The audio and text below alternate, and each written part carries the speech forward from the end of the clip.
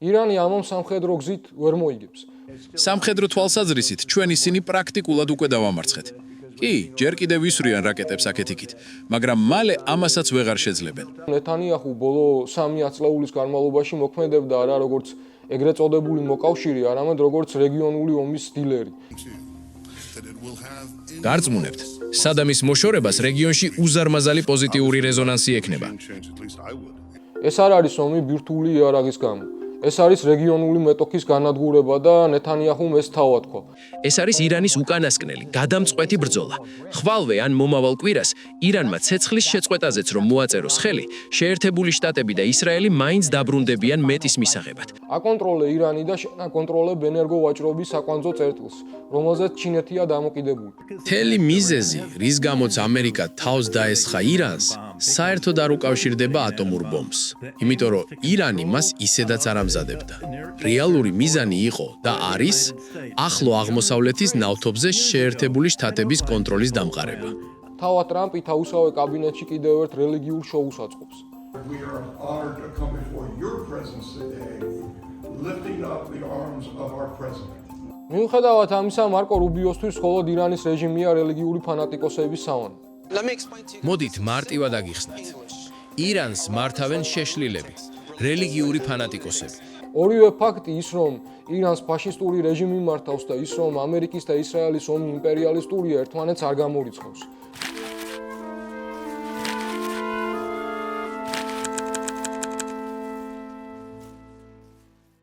გამარჯობა, ეს არის ყოველკვირეული მიმოხილვა რა ხდება მსოფლიოში.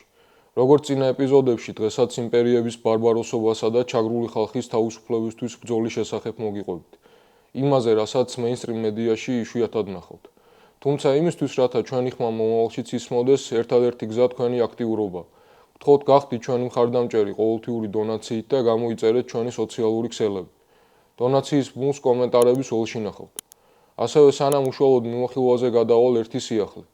მომდევნო კვირიდან ჩვენს ეპიზოდებს კითხვა-პასუხის ბლოკი დაემატება.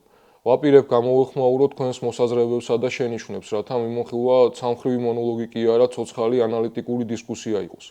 ამიტომ ნუ დაიზარებთ აზრის გამოხატვას კომენტარებში, ველით თქვენს აქტიურობას. დღეს ირანში დატრიალებულ მოვლენებზე ვისაუბრებ. ომის დაწყების მიზეზებსა და შესაძლო განვითარების გზებზე. ბოლო მეოთხედი საუკუნის განმავლობაში ყოველ ამერიკულ ომს თავისი ზღაპარი ახლდა. ცხადია, ეს არ იყო აუცილებლად სიმართლე, მაგრამ ეს იყო ამბავი, რომელსაც მედიების მეშვეობით შეერთებული შტატების მმართველი ელიტები საკუთარი ნაბიჯების გასამართლებლად ხსავდნენ. ხშირ შემთხვევაში ეს იყო რაღაც ისეთი, რაც სამხედრო აგრესიას იძულებითი აუცილებლობის ელფერს წენდა. 2003 წელს ერაყში შეჭრამდე ეს იყო მასობრივი განადგურების იარაღი, რომელიც ბუნებაში არ არსებობდა. 2011 წელს ჰუმანიტარული კატასტროფა ლიბიაში, რომელიც რაც უნდა ცინიკური იყოს, თავად ინტერვენციამ აქცია დრამატულად უარეს რეალობად. ირანის შემთხვევაში ეს ზღაპარი ბირთვული პროგრამაა. ის ძველი, გამძლე, მრავალჯერადად გამოყენებადი საფრთხე, რომელიც ვაშინგტონის საგარეო პოლიტიკის თავზე 90-იანი წლებიდან კიდია. ეს საფრთხე აღიწერება როგორც ყოველთვის გარდაუვალი, ყოველთვის რამდენიმე თვე ბომბამდე და ყოველთვის მზადყოფნაში, როგორც კი ვინმეს ომის აბაბი დასჭირდება. ბატონო პრეზიდენტო, თქვენ ყოველთვის ამბობდით, რომ ირანს ბირთვული იარაღი არ უნდა ჰქონდეს. თუმცა, ტულსი გაბარდმა მარტში დაამოწმა, რომ დაზვერვის მონაცემებით ირანი ბირთვულ იარაღს არ აწარმოებდა. თქვენი აზრით, რამდენად ახლოს იყვნენ ისინი მის მოპოვებასთან? არ მაინტერესებს რა თქვა მან. მიმაჩნია, რომ ისინი ძალიან ახლოს იყვნენ და იმახშორეთ, ირანს არავითარ შემთხვევაში არ უნდა ჰქონდეს ბირთვული იარაღი. ყველაფერი მარტივადაა. მათ უბრალოდ არ შეიძლება ჰქონდეთ ის. პრობლემა ისაა, რომ ამჯერად ეს ზღაპარი თითქმის მყისიერად გამოაშკარავდა. და არა რომელიმე ინსაიდერის ან გაჟონილი დოკუმენტის გამო, არამედ იმიტომ, რომ ადამიანი, რომელიც თვეების განმავლობაში შუამავლობდა ვაშინგტონსა და თეირანს შორის, ომის დაწყებამდე ერთი დღით ადრე პირდაპირ ამერიკულ ტელევიზიაში გამოვიდა და თქვა, რომ ბირთვული საკითხი გადაჭრილია. ბადრალ ბუსაიდი, ომანის საგარეო საქმეთა მინისტრი და ამერიკა-ირანის არაპირდაპირი მოლაპარაკებების მთავარი არქიტექტორი CBS-ის ეთერში გამოჩნდა და თქვა ის, რასაც ყველაფერი უნდა შეეჩერებინა. ირანი დათანხმდა, რომ არასოდეს დააგროვებდა გამდიდრებულ ურანს, არ შექმნიდა ბომბისთვის საჭირო მასალას და მიიღებდა საერთაშორისო ზედამხედველობის ისეთ დონეს, რომელიც ბევრად აღემატებოდა 2015 წლის შეთანხმებას. გამდიდრების არგუმენტმა თქვა მან აქტუალობა დაკარგა, რადგან ჩვენ ვსაუბრობთ ნულოვან მარაგზე, ნულზე, არა 300 კილოგრამზე, რასაც ობამას შეთანხმება უშვებდა, ნულზე. რაც ნიშნავს, რომ ბომბი არ არსებობს, რაც ნიშნავს, რომ ომის მთელი ოფიციალური საბაბი მოლაპარაკებების მაგიდასთან გაქრა. The ultimate objective is to ensure forever that Iran თუკი საბოლოო მიზანი იმის უზრუნველყოფა იყო, რომ ირანს არასოდეს ჰქონოდა ბირთვული ბომბი, ვფიქრობ, ეს პრობლემა ამ მოლაპარაკებებით უკვე გადაჭრილი იყო. მიღწეული იქნა უპრეცედენტო გარღვევა. ირანელი მომლაპარაკებლები დათანხმდნენ არა მხოლოდ ბომბზე უარის თქმას, არამედ გამდიდრებული ურანის მარაგების შემცირებას, მის ქვეყნიდან გატანას და საერთაშორისო კონტროლის ისეთ ხარისხს, რომელიც აქამდე არავის უნახავს. სწორედ ამან გახადა შეერთებული შტატებისთვის ირანზე დაუყოვნებლივ თავდასხმა გადაუდებელი. რატომ? იმიტომ, რომ მას შემდეგ, რაც მომლაპარაკებლები თეირანში დაბრუნდნენ, ხამენეი, სასულიერო დასი და სამხედრო ლიდერები დასკდნენ საპასუხო დოკუმენტის შესადგენად, რომლითაც აშშ-ს ყველა მოთხოვნას აღიარებდნენ. მაგრამ სიმართლე ისაა, რომ აქ არაფერი ეხებოდა ატომურ ბომბს. ამერიკის თავდასხმას ირანზე საერთო არაფერი აქვს ბირთვული იარაღთან, რადგან ირანი მას ისედაც არ ამზადებდა. რეალური მიზანი იყო და რჩება ახლო აღმოსავლეთის ნავთობზე შეერთებული შტატების სრული კონტროლის დამყარება. It wasn't getting an atom bomb. The aim was to control Near Eastern oil. მაგრამ აი დეტალი, რომელიც ყველაფერს გვეუბნება იმის შესახებ, თუ როგორ იქნა მიღებული ეს გადაწყვეტილება. ალ-ბუსაიდი ამერიკულ მედიაში მხოლოდ საზოგადოების ინფორმირებისთვის არ გამოსულა. ის ვაშინგტონში გაფრინდა სპეციალურად იმისთვის, რათა ეს გზავნილი მედიის საშუალებით პირდაპირ პრეზიდენტისთვის მიეწოდებინა. რატომ? იმიტომ, რომ ის არ ენდობოდა ოფიციალურ არხს. ოფიციალური არხი კი სტივ უიტკოფი და ჯარედ კუშნერი იყვნენ. პირველი ტრამპის ახლო მეგობარი, ხოლო უკანასკნელი ტრამპის სიძე. ადამიანი ყოველგვარი დიპლომატიური განათლების გარეშე. ყურის ქვეყნებთან ვრცელი ფინანსური კავშირებით, რომელიც ახლო აღმოსავლეთის პოლიტიკას მხოლოდ საკუთარი და სიმამრის ინტერესების ჭრილში ხედავს. ალ-ბუსაიდი არ იყო დარწმუნებული, რომ კუშნერი და უიტკოფი ტრამპს ზუსტად დაწვდიდნენ ინფორმაციას იმის შესახებ, თუ რამდენად ჩორს წავიდა ირანი დათმობებზე. მით უმეტეს იმ ფონზე, როდესაც უიტკოფი 21 თებერვალს, ანუ ალ-ბუსაიდის CBS-ზე გამოსვლიდან ერთი კვირით ადრე ამბობდა, რომ ირანს სულ რაღაც ერთი კვირა აშორებდა ატომურ ბომბამდე, რითაც რა თქმა უნდა ომის ფსონებს წევდა. და მაინც, ისინი ახორციელებდნენ ურანის გამდიდრებას იმ ნიშნულს მიღმა, რომელიც სამოქალაქო ბირთვული ენერგიისთვისაა საჭირო. ეს მაჩვენებელი 60%-მდეა. ისინი სავარაუდოდ ერთი კვირის დაშორებით არიან სამრეწველო დონის ბომბისთვის საჭირო მასალის მიღებისგან. და ეს მართლაც სახიფათოა. სწორედ ამიტომ ომანის საგარეო საქმეთა მინისტრმა უიტკოფსა და კუშნერს გვერდი აუარა. ის დაჯდა კამერის წინ და თქვა: თქვენ გაქვთ ობამაზე უკეთესი შეთანხმება. შეგიძლიათ გამარჯვება გამოაცხადოთ ერთი ტყუის გასროლის გარეშე. მეორე დილას კი ბომბებმა დაიწყეს ცვენა. რა მოხდა ამ შუალედში? ომანის მინისტრის ტელეგამოსვლასა და ოპერაცია ეპიკური რისხვას დაწყებას შორის. ეს არის ამ ომის ცენტრალური კითხვა. ამაზე პასუხის გასაცემად უნდა გავიგოთ ინტერესთა ის ვრცელი არქიტექტურა, რომელიც წლების განმავლობაში შენდებოდა. დავიწყოთ ისრაელის პრემიერით და ომის დამნაშავით ბენიამინ ნეთანიაჰუთი. გადაჭარბებული არ იქნება თუ ვიტყვით, რომ ნეთანიაჰუ ბოლო 3 ათწლეულის განმავლობაში მოქმედებდა არა როგორც ეგრეთ წოდებული მოკავშირე, არამედ როგორც რეგიონული ომის დილერი, რომლის მთავარი ამოცანა ამერიკის ჩათრევა იყო ყოველ ისეთ კონფლიქტში, რომელიც ისრაელის ჰეგემონიას გაამყარებდა. ის გამოდიოდა კონგრესში, ხვდებოდა ამერიკის პრეზიდენტებს და ლობირებდა იმ ინტენსივობით, რაც სცილდება ყოველგვარ დიპლომატიურ ჩარჩოს. თუმცა შეცდომა იქნება ვიფიქროთ, რომ მისი ობსესია მხოლოდ ირანით შემოიფარგლებოდა. ნეთანიაჰუს მთელი კარიერა არის ამერიკული სამხედრო მანქანის მუდმივი წაქეზება ახლო აღმოსავლეთის სუვერენული სახელმწიფოების დასაშლელად. ჩვენი ოპერაციის დასრულებისთანავე უსაფრთხოდ დაბრუნდებით სახლებში. თუ ჩამოაშორებთ საბჭოთა კავშირს და მის პროქსის, პალესტინის გათავისუფლების ორგანიზაციას, PLO-ს, საერთაშორისო ტერორიზმი ჩამოიშლება. დარწმუნებთ, სადამის მოშორებას რეგიონში უზარმაზარი პოზიტიური რეზონანსი ექნება. ჩვენ გსურს რეჟიმის შეცვლა ირანსა და ირახში. საკითხი პრაქტიკულია. არა ის უნდა მოვიშოროთ თუ არა ირაყის რეჟიმი, არამედ როდის. სანამ ყურადღება სხვაგანაა, ლიბია ფარულად ცდილობს ატომური ბომბის შექმნას. საკითხი ის კი არ არის უნდა იმოქმედოთ თუ არა, არამედ რა ქმედებაა საჭირო და ვის წინააღმდეგ. დღეს ეს თელ-ავივია, ხვალ ნიუ-იორკი. მესმის ლოზუნგი ამერიკა უპირველეს ყოვლისა, მაგრამ არა მკვდარი ამერიკა. ახლა ომის დროა საერთო მომავლისთვის. I understand America first. I don't understand America dead. ნეთანიაჰუს პერსპექტივიდან განადგურებული ირანი, ისევე როგორც ადრე ერაყი თუ ლიბია, ნიშნავს ფუნქციური სახელმწიფოების ნაცვლად ქაოსის ზონების მიღებას, რაც ისრაელს რეგიონის ერთადერთ ჰეგემონ ძალად აქცევს. დღეს, როდესაც მის წინააღმდეგ არსებული კორუფციული ბრალდებები და საპროტესტო მოძრაობები ომის ნისლში გაქრა, ნათლად ვხედავთ, ნეთანიაჰუსთვის ეს ომი არ არის სტრატეგია, ეს არის პოლიტიკური გადარჩენა, შეფუთული ისტორიულ ბედისწერად. მან საბოლოოდ იპოვა ის, ვისაც ამდენი წელი ელოდა, პრეზიდენტი დონალდ ტრამპი, რომელიც საკმარისად ავანტურისტი აღმოჩნდა მისი გლობალური ხანძრის გეგმის სისრულეში მოსაყვანად. ყველაფერმა დანარჩენმა მის კარიერაში შიდა კრიზისები, კორუფციული ბრალდებები, საპროტესტო მოძრაობები უკან გადაიწია ამ ომის დაწყებისთანავე. ისრაელის ოპოზიციის ლიდერმა პირველივე დარტყმების შემდეგ გამოაცხადა, რომ ოპოზიცია აღარ არსებობს. არსებობს მხოლოდ ეროვნული ერთიანობა.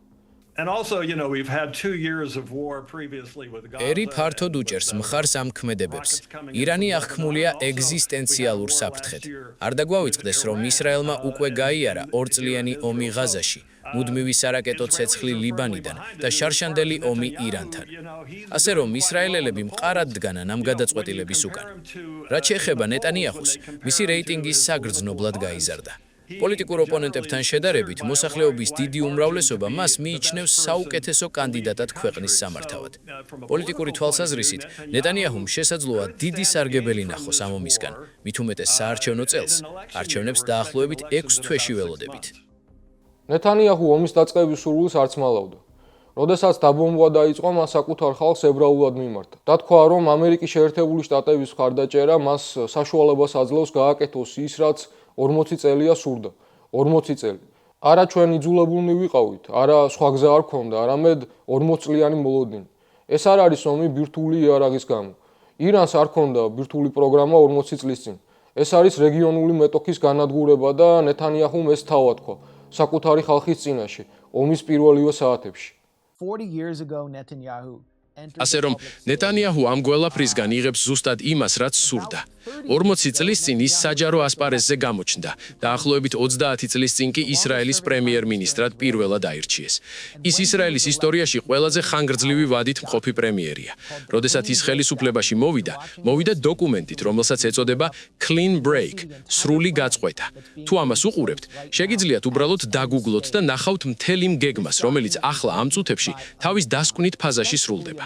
ეს დოკუმენტი ნეტანიაჰუსთვის ვაშინგტონში, ისრაელის მიერ დაფინანსებულ ანალიტიკურ ცენტრში, ამერიკელმა ნეოკონსერვატორებმა, დავით ვორმსერმა, რიჩარდ პერლმა და დუგლას ფეითმა დაწერეს. ეს სწორედ ის ადამიანები არიან, რომლებიც მოგვიანებით ჯორჯ ბუშის ერაყის ომის ნეოკონსერვატიული თვინები გახდნენ. Clean Break-ის დოკუმენტი აყალიბებს სტრატეგიას, თუ როგორ უნდა იქნას გამოყენებული შეერთებული შტატები რეჟიმების შესაცვლელად ყველა იმ ქვეყანაში, რომელსაც შეუძლია ხელი შეუშალოს ისრაელს დიდი ისრაელის ჩამოყალიბებაში და რეგიონულ ჰეგემონად ქცევაში. და როდესაც უყურებთ რეჟიმის შეცვლის ყველა პროექტს, რომლის მოწმენიც ბოლო 20 წლის განმავლობაში გავხდით, ერაყი, სირია, ლიბია, ეს ყველაფერი მიდიოდა ირანამდე. ეს პირდაპირ წერია ამ დოკუმენტში. ახლა მათი მიზანია გამოიყენონ აშეშა, რათა ირანი გზიდან სრულად ჩამოიშორონ, რეჟიმის შეცვლით ან სახელმწიფოს კოლაფსით. ამის შემდეგ ისრაელს ან მარიონეტული მთავრობა ეყოლება, ან შეძლებს მანიპულირებას ბალკანიზებული ეთნოსახელმწიფოებით, ირანის დაშლა იუგოსლავიის სცენარით, რათა ხელში ჩაიგდონ ჰორმუზის სრუტე და ირანული ნავთობი. ამ რეალობაში რუსეთს და ჩინეთს საქმის დაჭერა უკვე ისრაელთან მოუწევთ. აღარ არსებობს წინააღმდეგობის ღერძი, ფაქტობრივად აღარ არსებობს ბრიქსიც. აი სწორედ ამის წინაშე დგას დღეს ირანი. ეს არის ირანის უკანასკნელი, გადამწყვეტი ბრძოლა. ხვალვე ან მომავალ კვირას ირანმა ცეცხლის შეწყვეტაზეც რომ მოაწეროს ხელი, შეერთებული შტატები და ისრაელი მაინც დაბრუნდებიან მეტის მისაღებად. რატომ? იმიტომ რომ ისრაელი სრულად აკონტროლებს ტრამპს და ისრაელს სჭირდება რომ ამ ომმა თავისი საბოლოო წერტილს მიაღწიოს მანამ, სანამ ნეტანიაჰუ ცოცხალია. ის უკვე მოხუცია, ახლახან ოპერაცია გადაიტანა. მათ სურთ ამ გეგმის ბოლომდე მიყვანა ახლა და აქ. მაგრამ ნეთანიაჰუ ამ არგუმენტებით ვაშინგტონს აწლეულებია მიმართავდა და აქამდე არც ერთ პრეზიდენტს არ გადაუკლაპავს ეს ატყუარა ბოლომდე. როგორც სენატორმა კრის ვან ჰოლენმა პირდაპირ თქვა, ნეთანიაჰუმ უბრალოდ აქამდე ვერ იპოვა საკმარისად სულელი პრეზიდენტი, რომელიც ამ ომში ჩაებმეოდა.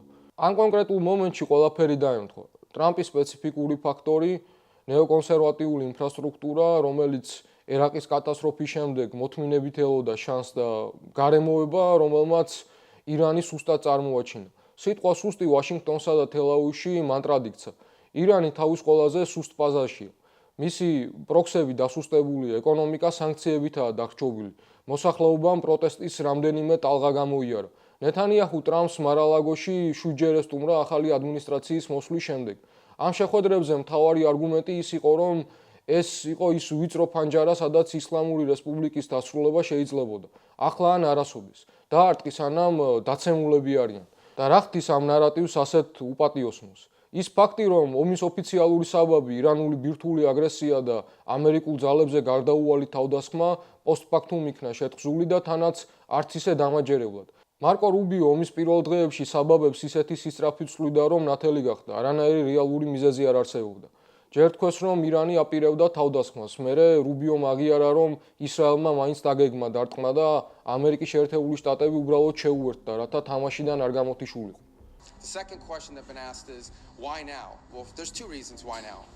კითხვაზე რატომ ახლა ორი მიზეზი არსებობს. პირველი, ცხადი იყო, რომ თავდასხმის შემთხვევაში ირანი აუცილებლად უპასუხებდა აშშ-ის წინააღმდეგ. ეს დადასტურდა კიდეც. უზენაესი ლიდერის რეზიდენციაზე დარტყმიდან 1 საათში ირანის სარაკეტო ძალები უკვე სრულ საბრძოლო მზადყოფნაში იყვნენ. მეორე მიზეზი დანაკარგების თავიდან აცილებაა. პრეზიდენტმა გონივრული გადაწყვეტილება მიიღო, რადგან ვიცოდით, რომ ისრაელის მოქმედება გამოიწვევდა იერიშს ამერიკულ ძალებზე. პრევენციული დარტყმის გარეშე გაცილებით მეტი დაჭრილი და დაღუპული გვეყოლებოდა. ჩვენ რომ მათ რაკეტების გამოშვებას დავლოდებოდით, შემდეგ მოგვიწევდა პასუხის გაცემო კითხვაზე, რატომ ვიცოდით საფრთხის შესახებ და არაფერი ვიყონეთ. We would suffer higher casualties and perhaps even higher those killed. And then we would all be here answering questions about why we knew that and didn't act. შემდეგ თეთრი სახლის პრეს-მდივანმა თქვა, რომ ტრამპს უბრალოდ წინათგრძნობა ჰქონდა ირანის თავდასხმის შესახებ.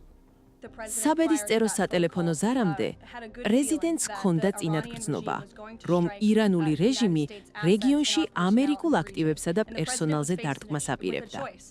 იგი მძიმე არჩევანის წინაშე დადგა.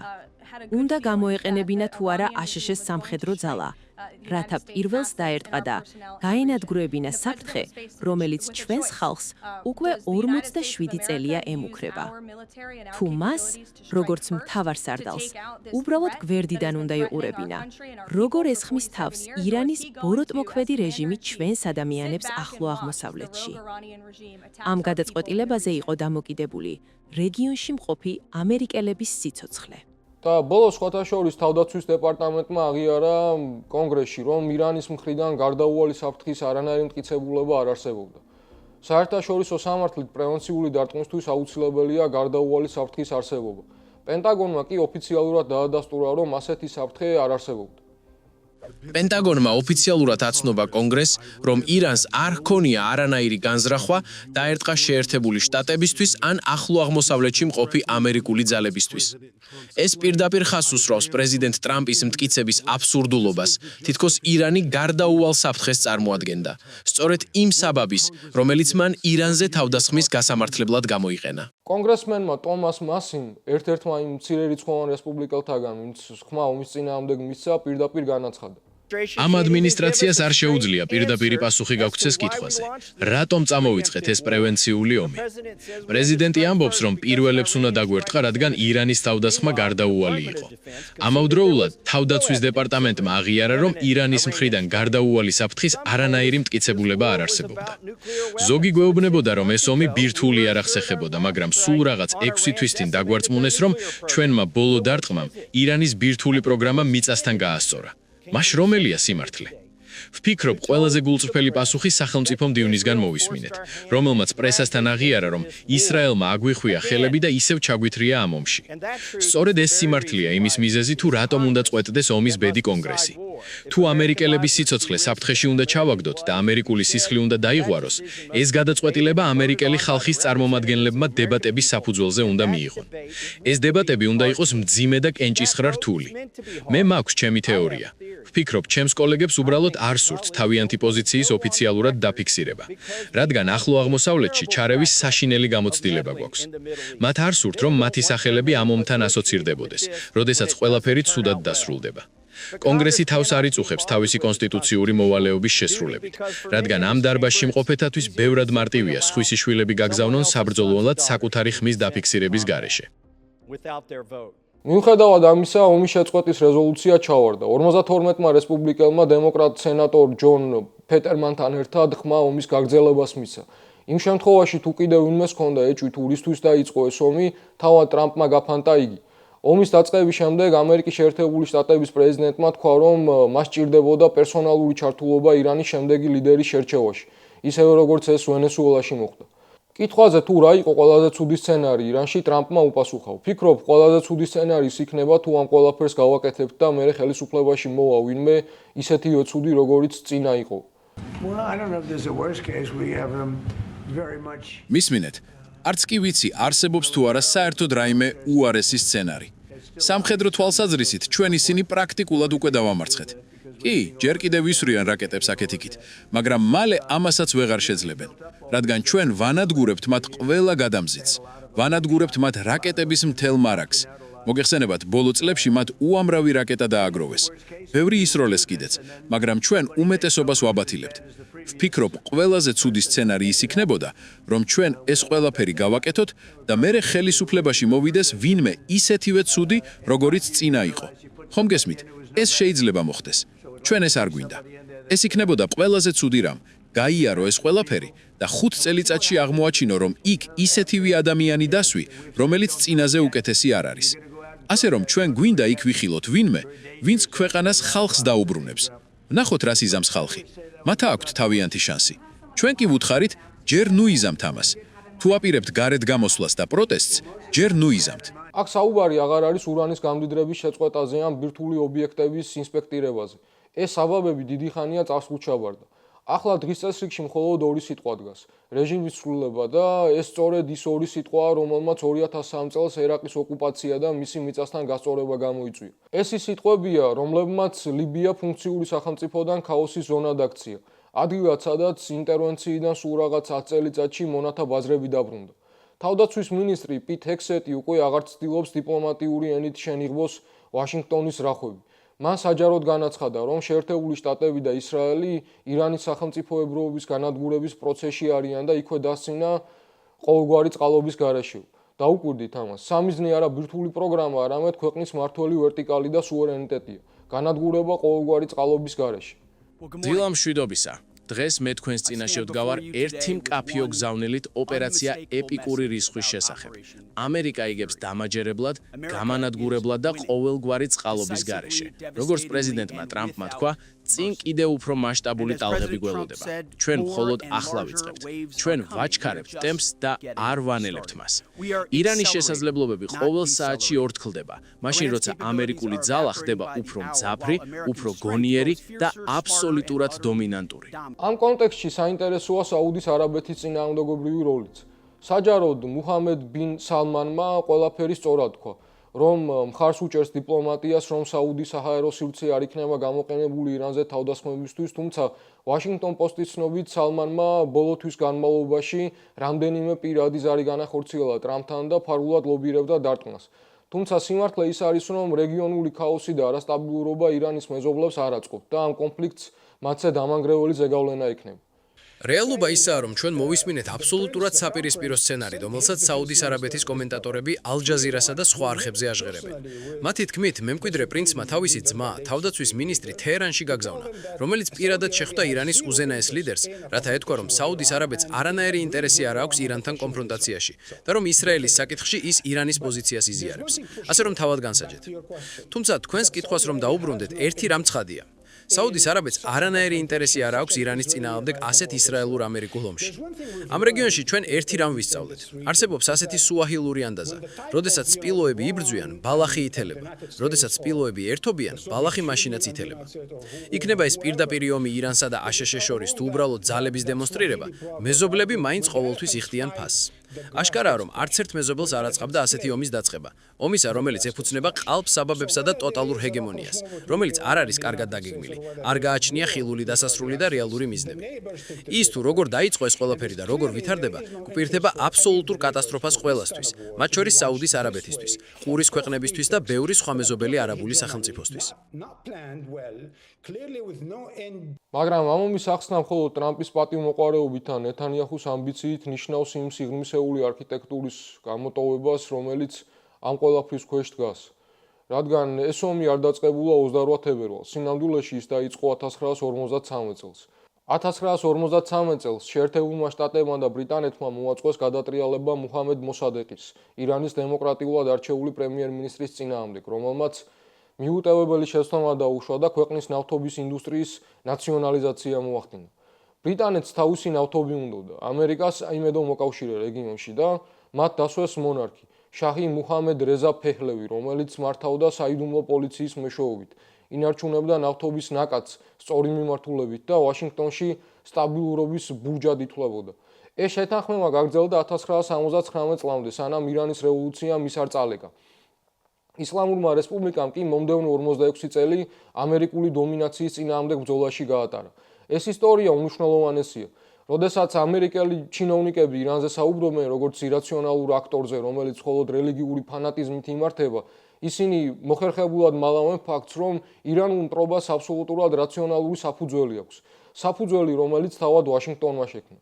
თქვენ არ გაქვთ უფლება დაანგრიოთ ქვეყნის დემოკრატია, დასვათ დიქტატორი, მხარი დაუჭიროთ მას 26 წელი და მერე გაკვირვება გამოხატოთ იმის გამო, რომ ადამიანები, ვინც ის დაამხეს, არ გენდობიან.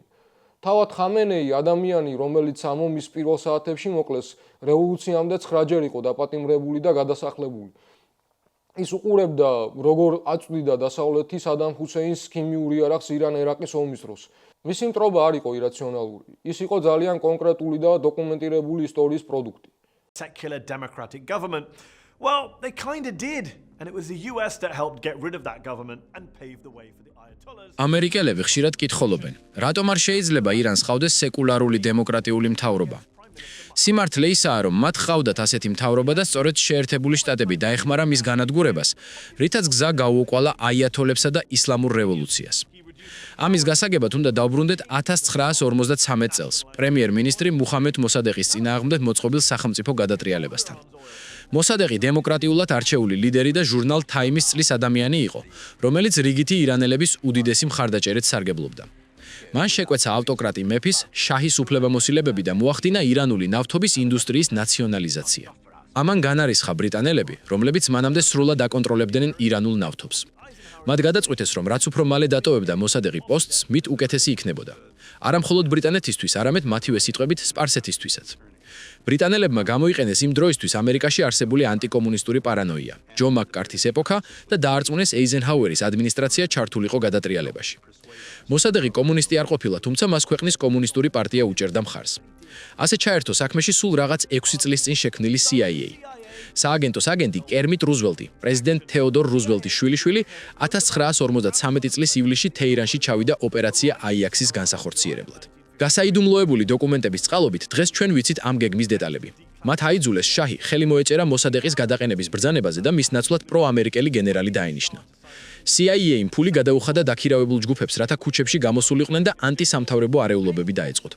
პარალელურად დაფინანსდა პროპაგანდისტული კამპანია მოსადეყის პროსაბჭოთა კომუნისტად დასახადად. ის ბრბო, რომელიც ჩრდილოეთ თეირანში შევიდა და გადამწყვეტი როლი ითამაშა დამხობაში, სინამდვილეში იდეოლოგიის გარეშე იყო. მათ ამერიკული დოლარებით უხდიდნენ. აგვისტოსთვის მოსადეყი აიძულეს დაეტოვებინა თანამდებობა, შაჰი კი სრულ კონტროლს დაუბრუნდა. ჩემს ტახტს ამერც, ჩემს ხალხს, არმიას და თქვენ გიმადლით, უთხრა გახარებულმა შაჰმა რუზველტს და CIA-ს. ასე დაიწყო 26 წლიანი სასტიკი დიქტატურა, რომელმაც საბოლოოდ 1979 წლის ისლამური რევოლუციის აფეთქება გამოიწვია. As he kicked off a 26-year period of brutal dictatorship, which would end up sparking the Islamic Revolution in 1979. მაგრამ მოდით უფრო ღრმად წავიდეთ. ამ ამბის ყველაზე მნიშვნელოვანი შრე თითქმის არასოდეს ხდება მეინსტრიმ მედიაში. ეკონომისტი მაიკლ ჰადსონი ამტკიცებს, რომ ეს ომი ისევე როგორც სანქციები ვენესუელას წინააღმდეგ ან ეკონომიკური ომი რუსეთთან სინამდვილეში დოლარზეა. არა ბირთვული იარაღზე, არა დემოკრატიაზე, არამედ დოლარზე, ნავთობსა და მათ შორის კავშირზე. რომელიც 1974 წლიდან უზრუნველყოფს ამერიკის გლობალურ დომინაციას. აი როგორ მუშაობს ეს სისტემა. 1973 წლის ნავთობის ემბარგოს შემდეგ ამერიკამ მიიღო სტრატეგიული გადაწყვეტილება. მას არ სჭირდებოდა ნავთობის ფლობა, მას სჭირდებოდა ვაჭრობის კონტროლი. საუდის არაბეთთან დადებული გარიგება მარტივი იყო.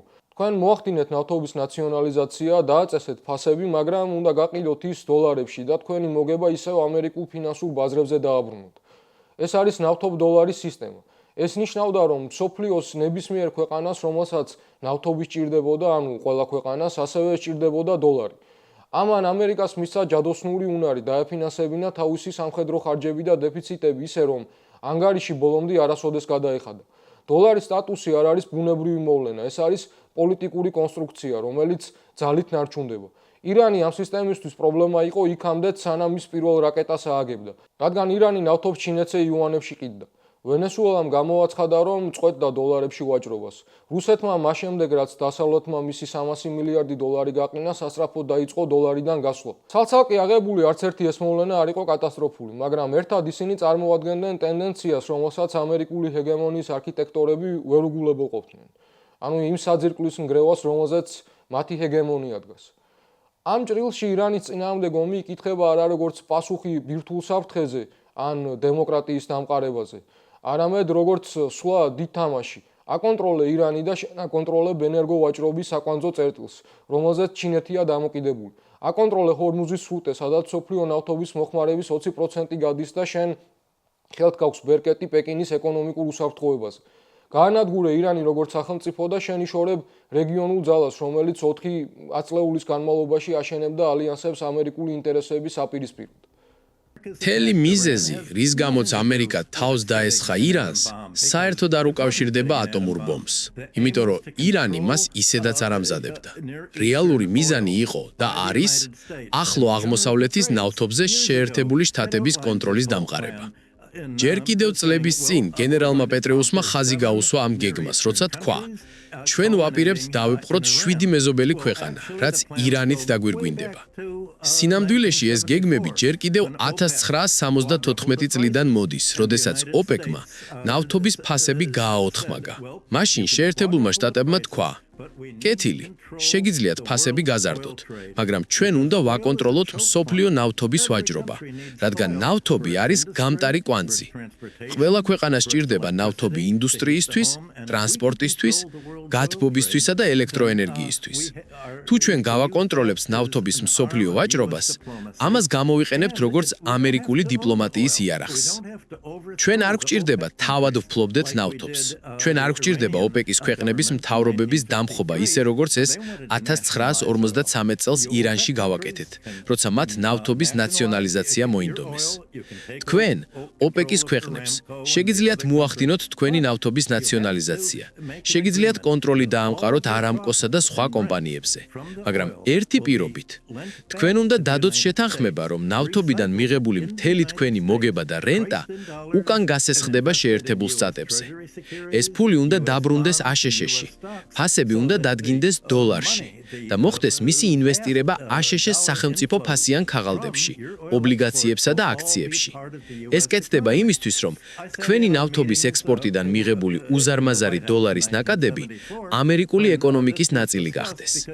მე თავად ვესწრებოდი შეხვედრებს თეთრ სახლში 1974 წელს, როდესაც ეს განიხილებოდა, რადგან მაშინ ჩეის მანჰატენის სპეციალისტი ვიყავი აშშ-ის საგადამხდელო ბალანსისა და კონკრეტულად ნავთობის ინდუსტრიის საკითხებში. თავიდანვე აშშ-ის საგარეო პოლიტიკა ეფუძნებოდა პრინციპს: თუ ჩვენ ვაკონტროლებთ ნავთობის ვაჭრობას, ჩვენ რეალურად ვაკონტროლებთ მსოფლიო ეკონომიკას. მაგრამ ამისათვის ჩვენ უნდა აღვკვეთოთ სხვა ქვეყნების მიერ ნავთობის ყიდვა იმ სახელმწიფოებიდან, რომლებსაც აშშ არ აკონტროლებს. ჯერ ეს იყო ირანი შაჰის დამხობის შემდეგ, მერე რუსეთი 2022 წლის შემდეგ. აქედან მოდის სანქციები რუსეთის წინააღმდეგ და ნავთობსადენის განადგურება. აქ ყველა ძაფი ერთმანეთს უერთდება. მაღალი რანგის ამერიკელი დიპლომატები წლების განმავლობაში ცდილობდნენ ზუსტად ამ შედეგების თავიდან აცილებას. ჰალარ არიტი 18 წლიანი სტაჟის მქონე დიპლომატი ამბობდა, რომ ის და მისი კოლეგები აკვირდებოდნენ ისრაელში მიმდინარე იარაღის ნაკადებს და აფიქსირებდნენ, რომ ეს იარაღი არა ღაზისთვის, არამედ ირანთან რეგიონული ომისთვის იყო გამიზნული. მათი გაფრთხილებები უგულებელყვეს. იარაღის მიწოდება გაგრძელდა, ნეთანიაჰუ აგრძელებდა ზარებს. დაზვერვის დასკვნები, რომ ირანი საფრთხეს არ წარმოადგენდა, გვერდზე გადადის. ხოლო ომის დაწყების შემდეგ ამერიკელი ჯარისკაცებისგან მოდის ცნობები, რომ მეთაურები ამ მისიას ღვთიურ გეგმას უწოდებენ, რომ ტრამპი იესოს მიერ არის მირონცხებული ირანში არმაგედონის ცეცხლის დასანთებად. თავდაცვის მინისტრი პენტაგონში იწვევს პასტორს, რომელიც ქალების საარჩევნო უფლებას ეწინააღმდეგება, ხოლო თავად ტრამპი თავისავე კაბინეტში კიდევ ერთ რელიგიურ შოუს აწყობს. We are honored to come before your presence today, lifting up the arms of our president. We pray for your continued blessing and favor to rest upon him. მიუხედავად ამისა, მარკო რუბიოსთვის მხოლოდ ირანის რეჟიმია რელიგიური ფანატიკოსების სავანე. მოდით მარტივად აგიხსნათ. ირანს მართავენ შეშლილები, რელიგიური ფანატიკოსები. მათ აქვთ ამბიცია ფლობდნენ ბირთვულ იარაღს. ისინი აპირებენ ამ იარაღის შექმნას სარაკეტო პროგრამების, დრონებისა და ტერორიზმის ზურგს უკან, რათა მსოფლიო მათთან მიკარებაც კი ვერ გაბედოს ამ საფრთხის შიშით. ახლა ისინი იმაზე სუსტები არიან, ვიდრე ოდესმე ყოფილან. სწორედ ახლაა მათზე შეტევის დრო. პრეზიდენტმა მიიღო გადაწყვეტილება დაარტყას მათ. წაართვას რაკეტები, წაართვას ფლოტი, წაართვას დრონები და ამ ყველაფრის წარმოების შესაძლებლობა, რათა მათ არასოდეს ჰქონდეთ ბირთვული ბომბი. მას რატომ დაიწყო?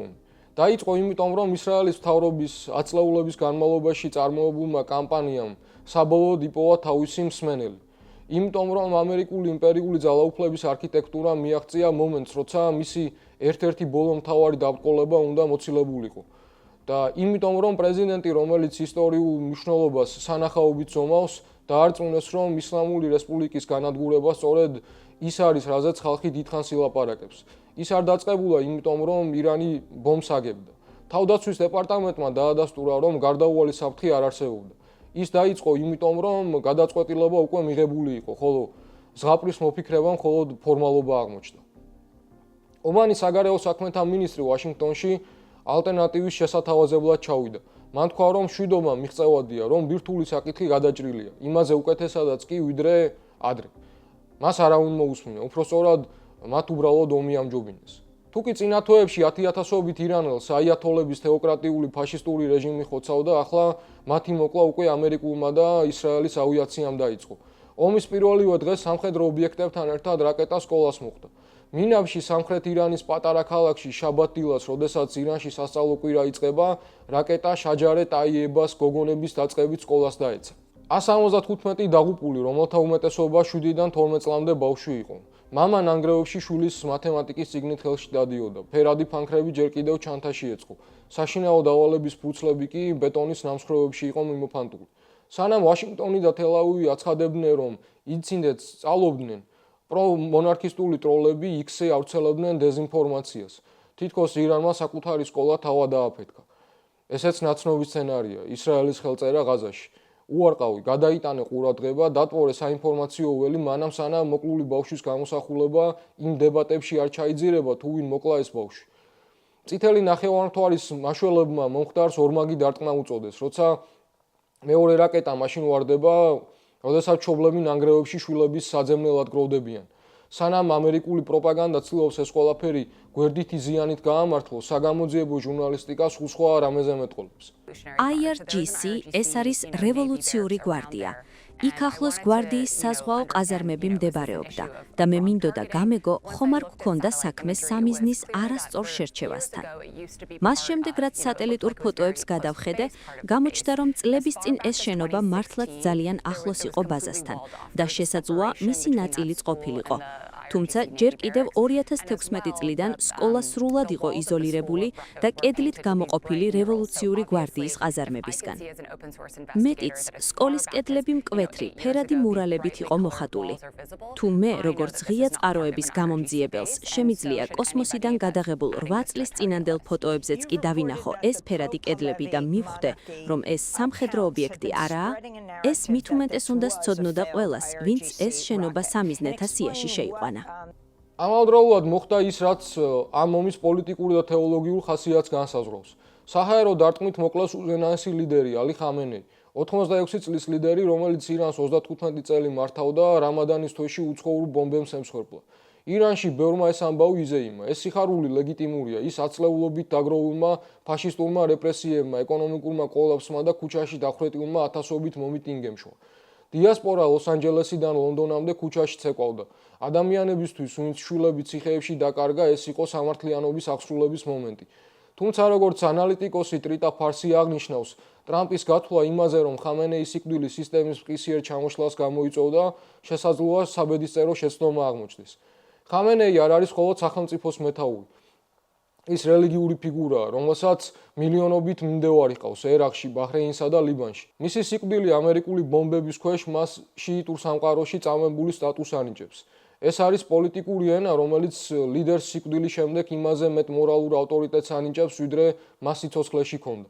აქ ჩნდება ის შერეული გრძნობების კოქტეილი, რომელიც ირანულ საზოგადოებას შუაზე ხლეთს. ერთსა და იმავე ადამიანში ერთდროულად თან არსებობს შურისძიების წყურვილი ტირანების მიმართ და მზარდი საშინელება იმის ხილვით, თუ როგორ იქცევა ნანგრევებად შენი ბავშვობის ქუჩები. შეგიძლია ნატრობდი აიათოლების დასასრულს, მაგრამ გზარავდეს იმის გაფიქრება, რომ შენს ქვეყანას ახლა უცხოური იმპერიალიზმი ბრჭყალებში ათავისუფლებს. ის ძალა, რომელსაც ირანელი ხალხის ბედი არასდროს ადარდებდა. ფარსი პირდაპირ გვაფრთხილებს. ტრამპს ჭირდებოდა სწრაფი ჰოლივუდური გამარჯვება, რათა თავისი შიდა კრიზისები გადაეფარა. მან უარი თქვა ომანის მიერ შემოთავაზებულ რეალურ სამშვიდობო შეთანხმებაზე, რადგან მას ჭირდებოდა არა მშვიდობა, არამედ სანახაობა. მაგრამ იმ სწრაფი გამარჯვების ნაცვლად, რასაც ვაშინგტონი ელოდა, მათ რეგიონული ქაოსის პანდორას ყუთი გახსნეს. ირანის სტრატეგია ახლა სწორედ ესაა. გააჭიანუროს ომი, რაც შეიძლება დიდხანს და ის ტრამპისთვის ნამდვილ პოლიტიკურ ჭაობად აქციოს. პირველი კვირის ბოლოსთვის ამერიკის შეერთებულმა შტატებმა და ისრაელმა ირანის მასშტაბით 3600-ზე მეტ ობიექტს დაარტყეს. მათ შორის საავადმყოფოებს, სკოლებს, აზადის სტადიონს. ოფიციალური მსხვერპლი 1300-ს აჭარბებს, თუმცა გათიშული ინტერნეტის პირობებში რეალური რიცხვი შესაძლოა ბევრად მეტი იყოს. ომის დაწყებიდან მეოთხე დღეს ამერიკულმა წყალქვეშა გემმა საერთაშორისო წყლებში შეუიარაღებელი ირანული ფრეგატი ჩაძირა, რასაც 87 მეზღვაური ემსხვერპლა. თავდაცვის მინისტრმა პიტ ჰექსეტმა ეს ფაქტი საჯაროდ იზეიმა. ამ ომის ფონზე ევროპული ერთობის მითი საბოლოოდ დაიმსხვრა. ჩვენ ვიხილეთ არა ერთიანი კონტინენტი, არამედ დაზაფრული და დანაწევრებული პოლიტიკური სხეული, რომელიც ტრამპის ეკონომიკური რისკვის მოლოდინში კანკალებს. ყველაზე დიდი აუზაური ბრიტანეთის გარშემოვატყდა. პრემიერმა კირ სტარმერმა თავიდან უარი უთხრა აშშ-ის ბაზების გამოყენებაზე. ჩვენ არ გვწამს რეჟიმის ცვლილების ციდანო, განაცხადა მან. ტრამპის პასუხმაც არ დააყონა. მან სტარმერს ანტი-ჩერჩილი უწოდა და დასცინა, რომ ამერიკულ ავიაციას 11 საათების ფრენა მოუწია, რადგან ბრიტანეთმა ისინი დიეგო გარსიას ბაზაზე არ დაუშვა. მე არც ბრიტანეთით ვარ ბედნიერი, ასე რომ ჩვენ განცვიფრებულები ვართ, როგორც ჩანს, ვინსტონ ჩერჩილთან ნამდვილად არ გვაქვს საქმე. მაგრამ აქ იწყება ევროპული პოლიტიკის მთელი აბსურდი და ფარისევლობა. როგორც ცნობილია, სტარმერის ეს პრინციპულობა მხოლოდ ფასადია. რეალურად ბრიტანეთი ამ ომში ყელამდეა ჩაფლული. სულ რაღაც 2 დღეში სტარმერმა უკან დაიხია და ბაზების გამოყენების ნებართვა გასცა, რასაც გადაუდებელი საფრთხის აღმოფხვრა უწოდა. სინამდვილეში ვაშინგტონს ბრიტანეთისგან ბომბები კი არა, მისი მთავარი აქტივი დაზვერვა სჭირდება. გაერთიანებულ სამეფოს ახლო აღმოსავლეთში კოლონიური ეპოქიდან მოყოლებული ისეთი სადაზვერვო ქსელი და სამხედრო ინფრასტრუქტურა აქვს, რომლის გარეშეც ამერიკული მანქანა ბრმა იქნებოდა. სტარმერი ამბობს, რომ ირანს არ ბომბავს, მაგრამ ამავდროულად ამერიკელებს აძლევს წვდომას კვიპროსის ბაზაზე და საჰაერო დერეფნებზე. ეს არ არის მშვიდობის ყოფილობა, ეს არის ცდელობა შეინარჩუნო ბრიტანული გავლენა რეგიონში, ისე რომ შინ ლონდონში პოლიტიკური რეიტინგი არ დაეცეს. ესპანეთმა უფრო მკაცრი პოზიცია დაიკავა. პედრო სანჩესმა ამერიკულ დარტყმებს მტრული საერთაშორისო წესრიგის დასაწყისი უწოდა. ჩვენ უნდა ვისწავლოთ ისტორიისგან და არ გვაქვს უფლება მილიონობით ადამიანის ბედით რუსული რულეტი ვითამაშოთ. კონფლიქტში ჩართულმა ძალებმა დაუღოვნებლივ უნდა შეწყვიტონ საომარი მოქმედებები და დაიწყონ დიპლომატიური გზის ძიება. ჩვენ კი თანმიმდევრულად უნდა დავიცვათ ის ღირებულებები, რომლებზეც უკრაინის, ღაზას თუ ვენესუელას შემთხვევაში ვსაუბრობთ. საკითხი ის კი არ არის, ვუჭერთ თუ არა მხარს აიათოლებს. მათ მხარს არავინ უჭერს, მით უმეტეს ესპანეთის მთავრობა. თავარი კითხვა სხვაა, ვდგავართ თუ არა საერთაშორისო სამართლის და შესაბამისად მშვიდობის მხარეს. ამის გამო ტრამპი მთელ ქვეყანას სრული სავაჭრო ემბარგოთი დაემუქრა. ხვალვე შემიძლია შევწყვიტო ყველაფერი, რაც ესპანეთთანაა დაკავშირებულიო, აცხადებდა ის თეთრი სახლიდან. ყველაზე სამარცხვინო სანახაობა კი გერმანიის კანცლერმა შემოგთავაზა. მერცი ოვალურ კაბინეტში იჯდა და დუმდა, როცა პრეზიდენტი ტრამპი მის უახლოეს ევროპელ მოკავშირეებს ბრიტანეთსა და ესპანეთს საჯაროდ ლანძღავდა. ეს იყო კაპიტულაციის დუმილი. გერმანიის კანცლერმა არჩია ჩუმად დათანხმებულიყო ამერიკული თვითმფრინავების მიღებაზე საკუთარ ბაზაზე. ოღონდ ტრამპის ეკონომიკური რისკვა თრავიდან აეცილებინა. ოვალურ კაბინეტში უკვე მესამედ ვარ. ძალიან მოხარული ვარ, რომ მომეცა თქვენთან საუბრის შესაძლებლობა ამ რთულ პერიოდში. ჩვენ სრულიად ვეთანხმებით ერთმანეთს იმაში, რომ თეირანის ეს საშინელი რეჟიმი უნდა ჩამოშორდეს მართვას. ჩვენ ვისაუბრებთ მომდევნო დღეზე, იმაზე თუ რა მოხდება მას შემდეგ, რაც ისინი ხელისუფლებიდან წავლენ. ასევე აუცილებლად უნდა განვიხილოთ ჩვენი სავაჭრო შეთანხმება, რომელიც მსურს, რომ რაც შეიძლება მალე ამოქმედდეს. ევროპა მაჩვენა, რომ მას არ გააჩნია ერთიანი საგარეო პოლიტიკა. არსებობს მხოლოდ მრავალი დაშინებული მთავრობა, რომლებიც ტრამპის ტარიფების ომსა და საერთაშორისო სამართლის გრევის შიშორის ფართხალებენ. ყოველთვის, როცა ევროპა ერთხმად ვერ ლაპარაკობს, ის ვაშინგტონს აჩვენებს, რომ მისი მოსმენა საჭირო საერთოდ არ არის. პირველი, რაც უნდა ითქვას და შენ მართალი ხარ, არის ის, რომ ევროპული დამოუკიდებლობის იდეა დასრულდა. მორჩა. ჩვენ ახლა ფაქტობრივად ტრამპის გუნდის წევრები ვართ. ეს კიდევ ერთხელ დადასტურდა. და აქედან უკან დასახევი გზა აღარ არსებობს. ჩვენ ნახეთ ფრიდრიხ მერცი, რომელიც აცხადებს, რომ საერთაშორისო სამართალი რელევანტური აღარ არის. ხვდებით რა ხდება?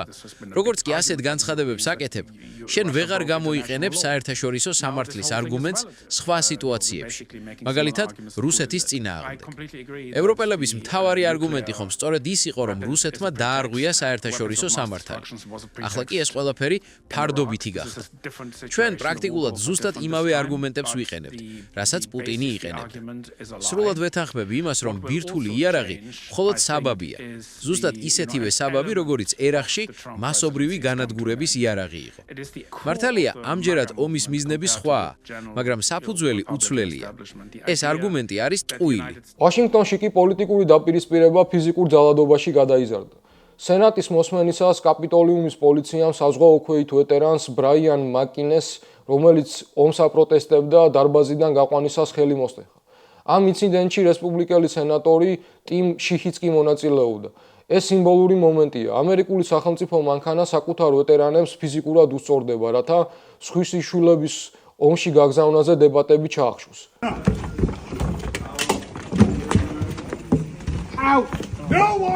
არავის უნდა ისრაელისთვის ბრძოლა. მისი ხელი, მისი ხელი, ღმერთო ჩემო, გაუშვი ხელი, გაუშვი კარს ხელი, გაუშვი კარს.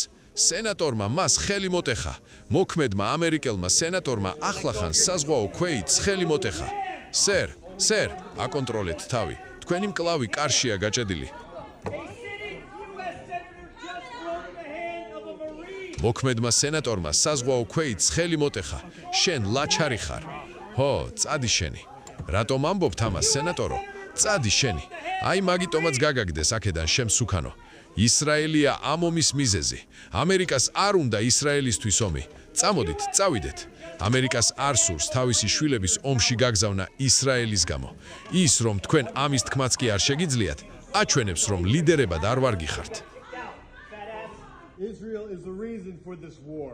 America does not want to fight this war for Israel. Come on, let's go.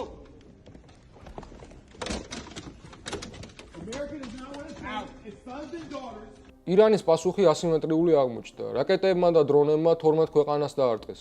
საუდის არაბეთის უდიდესი ნავთობგადამამუშავებელი ქარხანა და ყატარის გაზის ტერმინალი გაითიშა, რამაც ნავთობის ფასი მყისიერად 10%-ით გაზარდა. ირანის სტრატეგია მარტივია, შექმნას ისეთი გლობალური ეკონომიკური ტკივილი, რომ ვაშინგტონი იძულებული გახდეს შეჩერდეს. ამ ფასების ზრდით ყველაზე მეტად შესაძლოა რუსეთმა იხეიროს, რომელმაც გარკვეული ხნით მაინც უკრაინის ომის გასაგრძელებლად მოულოდნელი ფინანსური რესურსი მიიღო. თანაც იმ ფონზე, როდესაც ამერიკის შეერთებული შტატები იძულებული გახდა დროებითი და მიზნობრივი გამონაკლისები დაეშო. მაგალითად, ნებადართო ინდოეთს თავისუფლად იყიდოს რუსული ნავთობი. ეს ომი შეიძლება ძალიან დიდ ხანს გაგრძელდეს. და თუ ასე მოხდა, იცით, რომ ნავთობის ფასი უკვე მკვეთრად გაიზარდა. ჰორმუზის სრუტე დაკეტილია და კიდევ კარგ ხანს დარჩება ასე. არ ვიცი ზუსტი ციფრები, მაგრამ ეს გლობალური ნავთობის მიწოდების 20-30%-ია. ეს უზარმაზარი მოცულობაა. რაღაც ნაწილი სხვა გზებით სწავა, საბოლოო ბალანსი მერე გამოჩნდება, მაგრამ ნავთობის გლობალური მიწოდების ასეთი მასშტაბური შემცირება ძალიან კარგი იქნება რუსეთისთვის. ასე რომ, ყველა იმ ადამიანს, ვინც ახლა ამბობს, რუსეთს ფული გაუთავდებაო, შევახსენებ. რუსეთის მთავარი აქტივი, ნავთობი, ახლა ხან დაახლოებით 1/3-ით გაძვირდა. ფიქრობ, ძალიან ფრთხილად უნდა ვიყოთ იმ პოლიტიკურ შეფასებებთან, თითქოს რუსეთს ფული გამოელევა, ან ჩინეთს აღარ ექნება ადგილი საქონლის გასაყიდად, თუ ჩვენ მათ სანქციებს დაუწესებთ. ეს ყველაფერი აღარ მუშაობს. ეს ძველი ნეოკონსერვატიული სიბრძნეები, მათი მსოფლმხედველობა და წარმოდგენა იმაზე, თუ როგორ მუშაობს გლობალური ეკონომიკა, 70-იანი და 80-იანი წლებიდან მოდის. დღეს სრულიად სხვა სამყაროში ვცხოვრობთ. ეგრეთ წოდებული წინააღმდეგობის ღერძი კი რუსეთის, ჩინეთისა და ირანის ის ერთობა, რომელსაც დასავლელი ანალიტიკოსები წლებია გვიხატავდნენ, უფრო გეოპოლიტიკური ფასადი აღმოჩნდა და არა ალიანსი. სცენაზე კრემლის მთავარი დიპლომატი სერგეი ლავროვი გამოვიდა. მისი სიტყვები ცინიზმის მწვერვალი იყო. ადამიანი, რომლის სახელმწიფოც უკვე წლებია მეზობელ ქვეყანაში სისხლის ტბებს აყენებს, ახლა ირანელი ხალხის მორალურ და პოლიტიკურ მხარდაჭერაზე ალაპარაკდა. მოსკოვისთვის ეს ომი ზეციური საჩუქარია. ნავთობის ფასი იზრდება, დასავლეთის ყურადღება უკრაინიდან ირანზე გადადის. ლავროვს კი ეძლევა შანსი ტრიბუნიდან მშვიდობის ყოფილის მანტია მოისხას. მოусმინეთ ამ ფარისევლობას. ყველა, ვინც ამერიკის შეერთებული შტატებისა და ისრაელის აგრესიისგან იტანჯება, ჩვენი სტრატეგიული პარტნიორია. ჩვენ მათთან მუდმივ დიალოგში ვართ და ყველაფერს გავაკეთებთ, რათა მსოფლიო თანამეგობრობის სხვა მშვიდობის მოყარე წევრებთან ერთად, მათ შორის გაეროს უშიშროების საბჭოსა და გენერალურ ასამბლეაში, ხელი შეუწყოთ ისეთი ატმოსფეროს შექმნას, რომელიც ამ ოპერაციას სრულიად შეუძლებელს გახდის. არ ვიცი, რამდენად გამოგვივა დახმარება მსგავსი მორალურ-პოლიტიკური საშუალებებით, მაგრამ ყველაფერი უნდა გავაკეთოთ, რათა მსოფლიო თანამეგობრობის აბსოლუტური უმრავლესობის ხმა იქნას გაგონილი.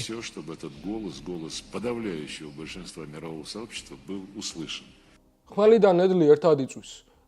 ეს არის სპარსული გამოთქმა, როდესაც ცეცხლი განურჩევლად ყველაფერს ედება. როგორც კი ხანძარი იწყება დავნაშაულსა და უდანაშაულოს რეჟიმსა და მის მსხვერპლს შორის უარი ქრება, ამ ომს უკვე 175 ბავშვი შეეწირა. ინდოეთის ოკეანის ფსკერზეა შეუიარაღებელი ირანული ფრეგატი 87 მეზღვაურთან ერთად. ომის პირველი 100 საათი აშიშილს 3.7 მილიარდი დოლარი დაუჯდა. ევროპას არ აქვს გეგმა, ამერიკის კონგრესმა კი მხარი დაუჭირა ომს, რომელსაც თავდაცვის დეპარტამენტის აღიარებით არანაირი სამართლებრივი საფუძველი არ გააჩნია. ყველა იმპერიას, რომელიც ოდესმე ახლო აღმოსავლეთში ომში ჩაბმულა, ჰქონდა საკუთარი თეორია იმისა, თუ როგორ დასრულდებოდა ეს ყველაფერი, მაგრამ თეორია ყოველთვის აბსტრაქტული იყო, ხოლო რეალობა კონკრეტული. კორეის ომი კვირებში უნდა დასრულებულიყო. ვიეტნამს ამერიკული სიმტკიცე უნდა ეჩვენებინა. ავღანეთს ერთთაობაში სტაბილური დემოკრატიული მთავრობა უნდა ეშვა. ერაყი უქმეებამდე უნდა გათავისუფლებულიყო. ყველა ამ შემთხვევაში მსოფლიოს ყველაზე ძვირადღირებულმა სამხედრო მანქანამ მხოლოდ ერთ რამეს მიაღწია სტაბილურად. გრევის უნარი და ამ გრევის შემდეგ მოსალოდნელი შედეგების განსაზღვრის უუნარობა. აი ეს არის ამერიკული სამხედრო ძალის განსაზღვრელი მუდმივა უკვე 70 წელი. და 2026 წლის გაზაფხულზე ირანს თუ შევხედავთ, არ არსებობს არანაირი მიზეზი იმისა, რომ დაუჯეროთ, ამჯერად ყველაფერი სხვაგვარად იქნება. Korea, Vietnam, Afghanistan and Iraq. The war in კორეა, ვიეტნამი, ავღანეთი და ერაყი. კორეის ომი ფრედ, ჩიხით დასრულდა. ამერიკის შეერთებულ შტატებს იქ არ გაუმარჯვია. მან უბრალოდ ორად გაყო კორეა და სწორედ ამიტომ გვაქვს დღესაც ორი ქვეყანა, ჩრდილოეთ და სამხრეთ კორეა. მეორე ომი, ვიეტნამი.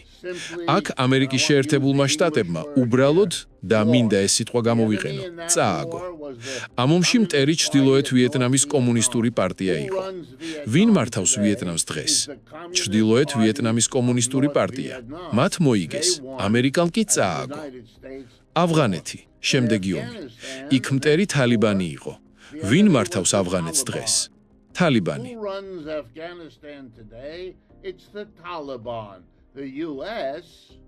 აშშ-მ წააგო. ერაყში მუდმივად ცვალებადი გაურკვეველი სიტუაციაა იმის შესახებ თუ ვინ არის სათამეში. რთულია ზუსტად თქვა ვინ მოიგო, მაგრამ ცხადია ვინ ვერა. ამერიკის შეერთებულ შტატებს იქ არ გაუმარჯვია და არც აპირებს მოგებას.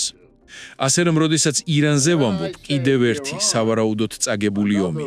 ხედავთ რატომაც.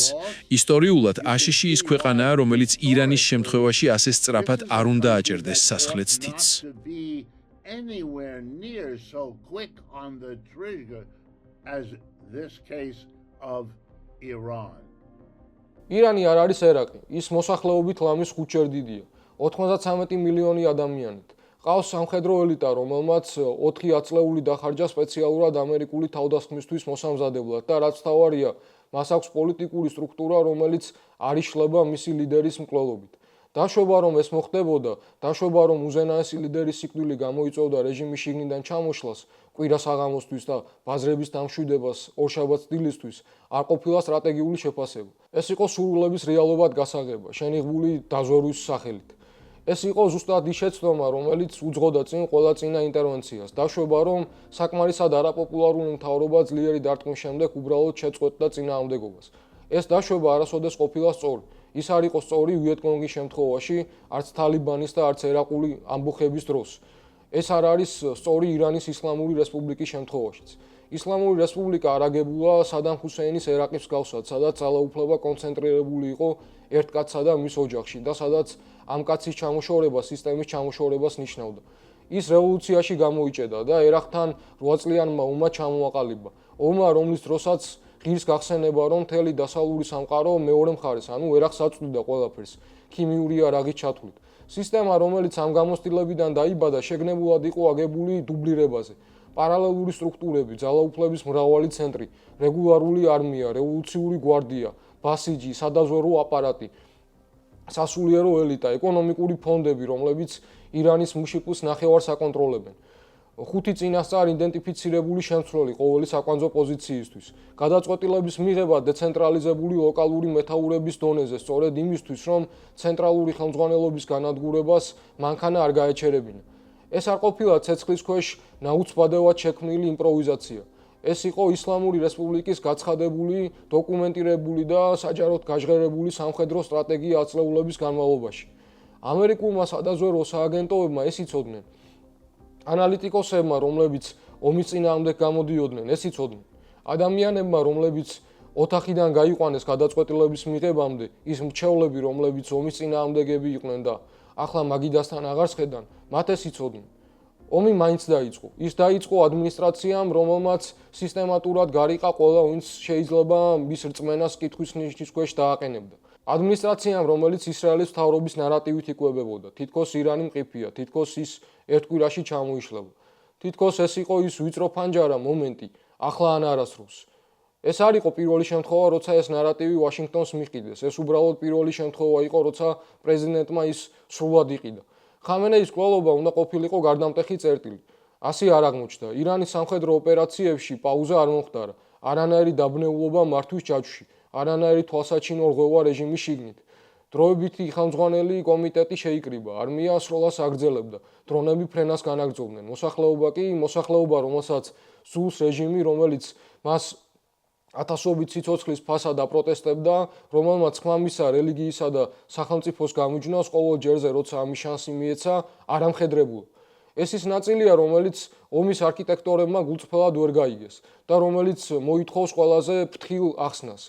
რადგან ეს არ არის პარადოქსი, ეს არის სრულიად პროგნოზირებადი შედეგი ზუსტად იმ არჩევანისა, რომელიც ამერიკის შეერთებულმა შტატებმა გააკეთა. არსებობს განსხვავება მთავრობის წასვლის სურვილსა და უცხოური ბომბებით მის მოცილებას შორის. ეს განსხვავება არ არის იდეოლოგიური, ის ფიზიკურ დონეზე აღიქმება. ეს არის განსხვავება შიდა ანგარიშწორებასა და შენი ქალაქის ნგრევას შორის. იმ უცხოური ძალის მიერ, რომელმაც ბოლო 70 წელი შენი ქვეყნის ისტორიაში ჩარევას მოანდომა. 2026 წლის იანვრის პროტესტებმა, სასტიკად ჩახშობილმა, ათასობით დაღუპულით, როცა რეჟიმმა აჩვენა, რომ გადასარჩენად ნებისმიერ ზღვარს გადააბიჯებდა, უკვე დაამტკიცა, რომ მოსახლეობამ ზუსტად იცოდა წინააღმდეგობის ფასი. ბომბებს ამ განტოლებისთვის სიმამაცი არ დაუმატებიათ. მათ სრულიად სხვა რამ დაამატეს. ნაციონალიზმის უძველესი, რეფლექსური და პოლიტიკურად მოუხერხებელი ფაქტი. შიში იმისა, რომ სამოქალაქო ომი, ფრაგმენტაცია, გარედან დაფინანსებული სეპარატისტული დაჯგუფებები თავად სახელმწიფოს დაშლა, რომლის შედეგები რეჟიმზე უარესია.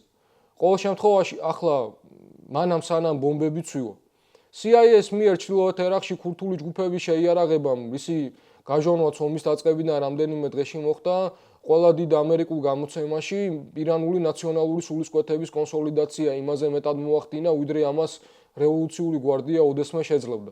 როდესაც მონარქისტებმაც კი, მონარქისტმა იმიგრანტებმა, რომლებიც ომის მომხრეებისთვის დემოკრატიულ ალტერნატივას წარმოჩინდებიან, საჯაროდ დაგმეს სეპარატისტული ჯგუფების არსებობა და ტერიტორიული მთლიანობა წითელ ხაზად მონათლეს, ოპერაციის სტრატეგიული აბსურდულობა ყველასთვის ხილული გახდა. შენ არ შეგიძლია ერთდროულად ამტკიცებდე, რომ ხალხს ათავისუფლებდა, თან იმ ძალებს აიარაღებდე, რომლებიც მათი ქვეყნის დანაწევრებით იმუქრებიან. Before our call, just wanted to see what the situation is. And ჩვენ ზარამდე ირანში მყოფ ადამიანს ვესაუბრე. მინდოდა მცოდნოდა რა ხდება რეალურად ადგილზე. მან მითხრა და ეს არის ადამიანი, რომელიც საერთოდ არ უჭერს მხარს ამ სისტემას, რომ ბევრმა ადამიანმა უკვე დატოვა ირანი. თეირანი პრაქტიკულად დაცარიელებულია, მას შემდეგ რაც ისრაელმა ბოლო 48 საათის განმავლობაში განურჩეველი ბომბა დაიწყო. თუმცა იმ ქალაქებში, სადაც ხალხი მეტნაკლებად გაიქცა, საღამოობით მაინც იმართება შეკრებები რეჟიმის მხარდასაჭერად. სავარაუდოდ ამის ნაწილი ორგანიზებულია იმისთვის, რომ მათ ძალის დემონსტრირება მოახდინონ. აჩვენონ სიმტკიცე, რათა ვერავინ გაბედოს რაიმეს წამოწყება. მან თქვა, რომ თქვენ ვერც კი ხედავთ აჯანყების ნიშნებს, რადგან ხალხს ახლა მხოლოდ ფიზიკური გადარჩენა ადარდებთ. ადარდებთ ის, რომ ქვეყანა ნაფლეთებად არ იქცეს. არსებობს პოტენციური სამოქალაქო ომის შიში, განსაკუთრებით ახლა, როცა აშიშის მთავრობა ღიად საუბრობს ერაყის ტერიტორიაზე მყოფი მებრძოლი სეპარატისტების მკარდაჭერაზე. ვფიქრობ, ეს ზუსტად იმ ტიპის ნაციონალიზმს ასაზრდოებს, რომლის გაღვიძება თავად რეჟიმმაც კი ვერ შეძლო. მათ ეს არ შეეძლოთ, მაგრამ ახლა ეს ნაციონალიზმი თავად ამ ომის წარმოების მანერამ შვა. და ისევ, ვფიქრობ, ეს პროცესი ასე იმიტომ მიდის, რომ მათმა გეგმა ფლანა არ იმუშავა. მიმოხილველი ტრიტა ფარსი ასევე ძალიან საინტერესოდ აფასებს ირანის სტრატეგიას ვაშინგტონის და თელ-ავივის წინააღმდეგ წარმოებულ ომში. მას რაში მდგომარეობს სტრატეგია? ვფიქრობ, სტრატეგია ისაა, რომ მათ კარგად ესმით. ამერიკის შეერთებულ შტატებსა და ისრაელზე სამხედრო უპირატესობა ნამდვილად არ გააჩნიათ. თუმცა მათ აშკარად აქვთ სხვა უპირატესობები. მათ შეუძლიათ განსაზღვრონ ამ ომის გეოგრაფია, მისი მასშტაბი და ხანგრძლივობა. და გულახდილად რომ ვთქვათ, ვფიქრობ, ამ მომენტისთვის ისინი უფრო მეტად აკონტროლებენ ამ პროცესს, ვიდრე აშიშა და ისრაელი. მათ უკვე გააფართოვეს ომის გეოგრაფია. ის ამჟამად რამდენიმე სხვადასხვა რეგიონში მიმდინარეობს. პირადად მე ისიც კი გამიკვირდა, რომ მეგონა უზენაესი ლიდერის მკვლელობის ტაქტიკური წარმატება ტრამპის ადმინისტრაციას ერთგვარ პოლიტიკურ ბიჯგს და რეიტინგის მატებას მისცემდა. მაგრამ ეს ასე არ მოხდა. ქვეყანა მხარს არ უჭერს ამ ომს. შესაბამისად, თუ ირანელები მოახერხებენ ნავთობის ბაზრების დესტაბილიზაციას, გლობალური ინფლაციის აფეთქებას და თავად აშიშეში ფასების ზრდას, ეს აიძულებს ტრამპის საკუთარ ამომრჩეველს სულ უფრო ხმამაღლა გამოხატოს პროტესტი. ეს შეუქმნის სერიოზულ პოლიტიკურ გამოწვევებს ტრამპსა და რესპუბლიკელებს, განსაკუთრებით მოახლოებული შუალედური არჩევნების წინ. ჩვენ უკვე ვხედავთ, რომ რაც უფრო მეტს ლაპარაკობს ტრამპის ადმინისტრაცია იმაზე, თუ რატომ ჩაება ომში, მით უფრო მეტ მხარდაჭერას კარგავს ის. რუბიოს გამოსვლამაც, სადაც მან პრაქტიკულად თქვა, რომ ეს ნაბიჯი იმიტომ გადადგეს, რომ გადაწყვეტილების მიღება ისრაელს მიანდვეს, დემოკრატების ისეთი კონსოლიდაცია გამოიწვია, როგორიც მანამდე არ გვინახავს. ამავდროულად ამერიკის შეერთებულ შტატებში ომის პოლიტიკური არითმეტიკა უფრო სწრაფად უარესდება, ვიდრე სამხედრო კამპანია პროგრესირებს. ომის მხარდაჭერა არასოდეს ყოფილა მაღალი. ის ყოველდღიურად კლებულობს მას შემდეგ, რაც ბომბები ცვივა. მაგა კოალიცია ბაზა, რომელმაც აირჩია ტრამპი უსასრულო ომების დასრულების, ამერიკა უპირველეს ყოვლისა და რეჟიმის შეცვლის ავანტურების წინააღმდეგობის პლატფორმით, თვალსაჩინოდ იბზარება. ამ სამყაროს ყველაზე გავლენიანმა ხმებმა, მათ ვინც ორიენტირებს ადგენენ, არ დააყენეს. ტრამპი პირდაპირ და არაერთ გზის დაპირდა მათ, რომ არ გააკეთებდა იმას, რაც ჯორჯ ბუშმა გააკეთა. თუმცა ის აკეთებს ზუსტად იმას, რაც ჯორჯ ბუშმა გააკეთა, ქვეყანაში, რომელიც ერაღზე გაცილებით დიდია და გაცილებით მეტი მოსახლეობა ჰყავს. თანაც ტრამპი ამას აკეთებს 11 სექტემბრის შემდგომი ნაციონალური ერთიანობის გარეშე, რამაც ბუშს მინიმუმ 2 წელი მისცა პოლიტიკურ კოლაფსამდე. მოახლოებულია შუალედური არჩევნები, ეკონომიკა, რომელიც ისედაც მყიფე იყო ომამდე და ამერიკელი ამორჩევლის მთავარ სადარდებელს წარმოადგენდა, ახლა გაურკვეველი ხანგრძლივობის შოკის წინაშეა. უზენაესმა სასამართლომ ტარიფები 6:3 პროპორციით გააუქმა. ეპშტეინის სკანდალი ყოველდღიურად ხდებოდა სათაურების თემა, სანამ ომი მას დროებით გადაფარავდა. ერთი რამ ნამდვილად ცხადია, ვაშინგტონის დაპირება უპირობო კაპიტულაციასა და ირანის დიდებულ მომავალზე ამ რეალობის ფონზე მხოლოდ ჰოლივუდური ილუზია. რადგან გრევის შემდეგ იწყება გაურკვევლობის ისეთი დონეები, რომელთა მართვაც სამხედრო ძალას არ შეუძლია. რა მოხდება შემდეგ უცნობია, მაგრამ მომავლის ვარიანტები არ არის უსასრულო. ირანი ამამ სამხედრო გზით ვერ მოიგებს. მათი სტრატეგია ტრამპის პოლიტიკური დროის ამოწურვაა. დარტყმები ყურის მონარქიებზე და ნავთობის ფასი $100-მდე გაზრდა მიზნად ისახავს გლობალურ რეცესიას. ირანი ფსონს დებს იმაზე, რომ გლობალური მმართველი კლასი თავად აიძულებს ტრამპს ომის გაჩერებას. ამერიკის შეერთებული შტატები და ისრაელი უკვე აწარმოებენ მოლაპარაკებებს ქურთულ და აზერბაიჯანულ ძალებთან ირანის ტერიტორიაზე შეჭრის შესახებ. ეს 2001 წლის ავღანეთის მოდელია. ეთნიკური დაჯგუფებები ხმელეთზე, ამერიკული ავიაცია კი ჰაერში. თუმცა ტერიტორიული დაშლის საფრთხე ერთადერთი რამაა, რაც ირანელებს რეჟიმის გარშემო აერთიანებს. სეპარატიზმზე გათვლა შეიძლება ვაშინგტონის ყველაზე დიდი შეცდომა აღმოჩნდეს. თუმცა მეორე მხრივ ირანსაც აქვს თავის სუსტი წერტილი. რევოლუციური გვარდიის ელიტა იდეოლოგიური ფანატიკოსებისგან არ შედგება. ეს მილიონერების კლასია, რომელთაც გადარჩენა სურთ. თუ არჩევანი განადგურებასა და დანებებას შორის დადგება, მათმა ნაწილმა შეიძლება აირჩიოს კაპიტულაცია ამერიკული პირობებით. ტრამპისთვის თავარია ირანის თავის ორბიტაზე დაბრუნება და არა მისი დემოკრატიზაცია. კიდევ ერთი სცენარი შემდეგია. მაშინაც კი თუ ტრამპი გამარჯვებას გამოაცხადებს და გავა, ისრაელი არ გაჩერდება. თუ ისრაელი ჩათვლის, რომ დასუსტებული ირანის ბოლომდე დამხობა პერიოდული დარტყმებითაა შესაძლებელი, როგორც ეს სირიაში მოხდა, ის ამ სტრატეგიას ვაშინგტონის გარეშეც მიყვება. და დასასრულს. არსებობს რაღაც, რაც კაფიოდ უნდა ითქვას და რაც თითქმის არასდროს ითქმის არც დასავლურ პრესაში და არც ემიგრანტულ კომენტარებში, რომლებიც ამომს ახლავს. ისლამური რესპუბლიკა არის რეპრესიული, კორუმპირებული თეოკრატიული სისტემა, რომელმაც 46 წელი საკუთარი მოსახლეობის ტერორს მოანდობა. იანური სასაკლაო რეალური იყო. მასა ამინის მკვლელობა რეალური იყო. 42%-იანი ინფლაცია, ვალუტის კოლაფსი, ეკონომიკური განადგურება, რამაც რიგითი ირანელის ცხოვრება მართვადი სასოწარკვეთის ყოველდღიურ ექსპერიმენტად აქცია, ეს ყველაფერი რეალურია. და ეს არის შედეგი სისტემისა, რომელიც ამდიდრებს რევოლუციური გვარდიის მეთაურებსა და მათ ოჯახებს. მაშინ როცა ბაზრის ვაჭრები, რომლებიც ოდესღაც მისი მხარდამჭერები იყვნენ, ქუჩებში პროტესტს უძღვებიან. კორუფცია ხელშესახებია, გენერლები ვილებითა და შულებით დუბაიში, მაშინ როცა ჰიჯაბის ტარებას იარაღის მუქარით აიძულებენ ხალხს, ეს არ არის პროპაგანდა. ეს არის ისლამური რესპუბლიკა ისეთი, როგორიც ის სინამდვილეშია. თუმცა ის, რასაც ისრაელი და ამერიკა აკეთებს, იმპერიალისტური ომია, დაწყებული ყოველგვარი სამართლებრივი გამართლების გარეშე. ქვეყნის წინააღმდეგ, რომელმაც მიიღო ურანის ნულოვანი გამდიდრების პირობები, დაწყებული მთავრობების მიერ, რომელთა გაცხადებული მიზანი რეჟიმის შეცვლაა რეგიონში, რომლის ამერიკული ინტერვენციების ისტორია არის განადგურებული ქვეყნების, დასმული დიქტატორებისა და შექმნილი კატასტროფების კატალოგი. ორივე ფაქტი, ის რომ ირანს ფაშისტური რეჟიმი მართავს და ის რომ ამერიკის და ისრაელის ომი იმპერიალისტურია, ერთმანეთს არ გამორიცხავს. ამ ორივე მომენტის დანახვა არ არის სისუსტე ან დაბნეულობა. ეს არის ერთადერთი პატიოსანი პოზიცია, რაც კი შეიძლება არსებობდეს. ადამიანები, რომლებიც ცდილობენ ამის დაყვანას მარტივ ბინარულ არჩევნამდე, ამ ხარს უჭერ დაბომბვას ან ხარს უჭერ თეოკრატიას, არ ეხებიან ირანის რეალობას.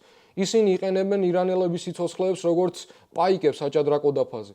ირანელებს, რომლებიც უყურებენ თავიანთ ქალაქებში აფეთქებულ ბომბებს და ამავდროულად ატარებენ ათწლეულების ბრას იმ სისტემის მიმართ, რომლისგანაც ეს ბომბები თითქოს მათ ათავისუფლებს, მათ არ აქვთ ამ სიმარტივის ფუფუნება. ისინი ამ რეალობაში ცხოვრობენ, ორმაგ რეალობაში, ერთდროულად და ყოველდღე. ჩდება კითხვა, მაშინ როგორ გათავისუფლდეს ირანი ამ ფაშისტური რეჟიმისგან. ეს უმძიმესი კითხვაა და მასზე პასუხი დღეს არ აუსაქვს.